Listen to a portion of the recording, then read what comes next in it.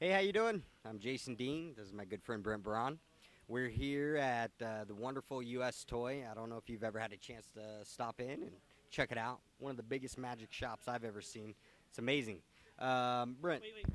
I just want to say, if you've not been to the U.S. Toy here in Kansas City, you definitely need to make it out and check it out. This is, look, books are the way to go. We should pan around at some point and show all the books that are in this place. I'm a huge fan of books, and I could die a happy man right now. So if you've not been out here and you're near Kansas City, definitely stop by and check out U.S. Toy. give me that. All right.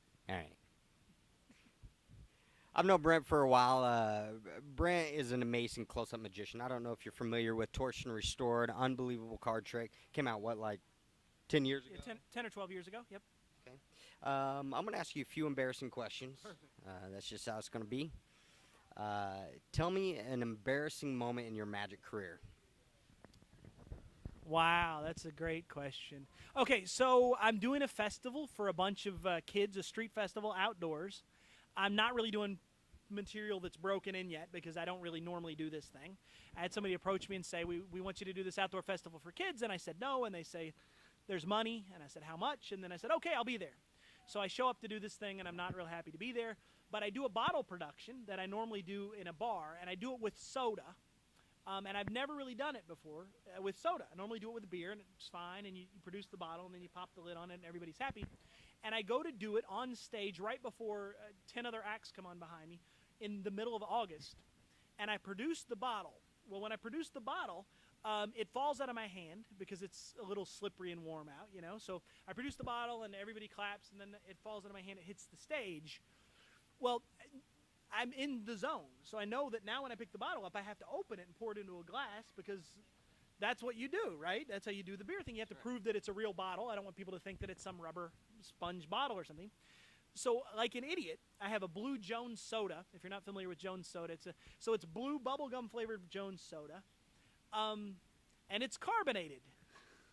So it's just fallen onto the stage, and I unscrew the lid, and as you can imagine, I get a fountain about 5 feet high of blue Jones soda everywhere, and it sprays all over me, and it sprays all over everything, and now ends up all over the stage on a hot August day.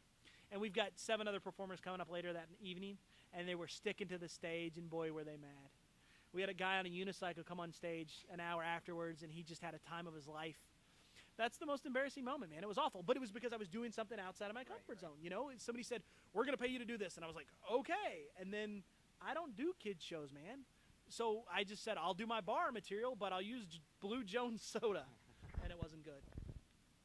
I think we all get those every once in a while. Yeah. Um, They did pay me, though. yeah, did you get the check first? I got the check. So Perfect. the winner in that situation. The one thing I was always told: get the check first. Okay, tell us just a real quick little summary of how'd you get into magic? Who do you read? What do you read? Who is it you've looked up to? Wow, that's a great question. I don't know that I can answer that question, especially not briefly. You know, I think that got into magic at the age of 19 or 20. Became a single father, needed something to occupy times late at night, so that's what I did. I just would go home, put my son to bed at 8 o'clock, and I would shuffle cards till 3 or 4 in the morning. That's what I did, and then I just started to study the art and started to kind of read a lot of books. And then then like anybody, you go into the magic shop and the guy says you need to buy Erdnase, and you go okay. And then you take it home and you read it and you throw it at the floor and you're like, these people are stupid. You can't read or learn from this. And then it just sits on the floor while you go learn all the Aldo Colombini DVDs and all the other things that you can actually learn from. And then you bump into an old guy somewhere who shows you something out of Erdnase, and it looks like magic and it fools you. And you go, what DVD's that on? And he goes, no, man, that's Erdnase. And you go, dude, that Erdnase book is 100 years old. That's not in there. I've never seen that thing. And then he says, no, it's in there. And then you go back and you read Erdnase, and you still don't get it. You still don't get it. You still don't find that trick that he tells you is in Erdnase. And then eventually you just start to understand it's in there. You just have to read it and reread it and read it some more and make it work. And you figure that out and make it work. And then you start to read all the old books. And that's where I came out of the Aldo Colombini DVDs, and I came out of the Trick of the Month Club and started to really sit down and, instead of buying a new thing, reading the Erdnase, the Erdnase work on the two-handed pass again and again and again and again until you finally one day it happens and you go, it's never felt like that. But right there, that was what it's supposed to be. And then you just fall in love with that moment. You just study those things. So obviously those are the influences. All the old card books I'm a huge fan of. If people are starting out and looking for that information, I would say Card College was a huge influence to me. Some of the best books in the world starting out. Because in the beginning of the book, page 1, there's a diagram of your hand, and he explains all the little parts and intricate pieces of your hand. So when he says tip of your left thumb, is that the pad or is that the tip? You'll know the difference, So, and he really helps kind of break down some of those techniques. And then once you start to understand the basics of those techniques, it's easy to go back to Erdnase and read it and be like, oh, I get it now. I'm starting to understand what happened because Card College got me there. Now I can kind of get the details that I really need out of Erdnase or those older books. That's awesome. Before we wrap this up, tell everyone how can we get a hold of you? What do you have out? Tell us about some of your products. Sure, yeah. So right now I've got a couple of different products that are out there. I've got, obviously, the first thing is my Torn and Restored card. This is the thing that everybody talks about. This is the thing I'm most well known for. Torched and Restored. Yeah, Torched and Restored. It is real world. It was created for the real world, in the real world, for real world people to do. It's not some kind of YouTube trick. It's not some kind of, it is real world and works. And it's super easy to do, too. It's not that difficult. Next thing I've got is my DVD deck, slides, and videotape. It's now going on probably 6 or 8 years.